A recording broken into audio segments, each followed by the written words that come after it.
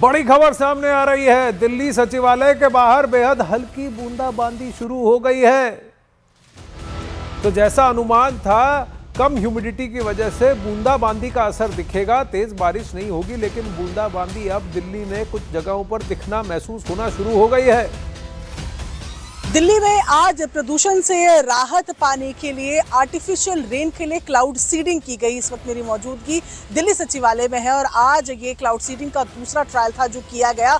इस वक्त अगर मैं आपको अपडेट दूं तो यहाँ पर बेहद हल्की, मैं कहूँगी कि जो बेहद हल्की ड्रिजलिंग भी जिसे नहीं कहा जा सकता, हल्की बूंदाबांदी हो रही है, जो थोड़ी थोड़ी देर में यहाँ पर बूंदे जो गिर रही है।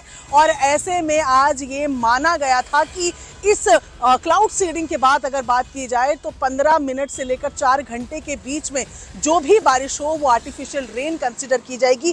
बेहद हल्की बूंदे जो है वो फिलहाल दिल्ली सचिवालय के बाहर भी देखी जा सकती है। आज उत्तरी दिल्ली, पूर्वी दिल्ली और बाहरी दिल्ली में क्लाउड सीडिंग की गई और ऐसा बताया गया कि जो क्लाउड्स हैं वो नॉर्थ की डायरेक्शन में जो है वो आगे की तरफ बढ़ रहे हैं। ऐसे में जो बारिश है वो नॉर्दर्न इलाकों में ज्यादा होगी। हालांकि यूपी के बॉर्डर से सटे हुए मयूर विहार इलाके की बात हो या फिर इंटीरियर में अगर बात करें नॉर्थ करोल बाग तक ये क्लाउड सीडिंग की गई है। और ऐसे में सचिवालय के बाहर भी बेहद हल्की हल्की बूंदे अगर मैं आपको कहूं तो पड़नी शुरू हो चुकी है। ऐसे में जो क्लाउड्स थे उनमें नमी कम थी, बताया जा रहा था कि बेहद कम चांसेस रहेंगे ऐसे में आर्टिफिशियल रेन के, जो ड्रिजलिंग या प्रेसिपिटेशन के फॉर्म में ही दिखेगी, लेकिन वो अब यहाँ सचिवालय के बाहर महसूस हो रही है।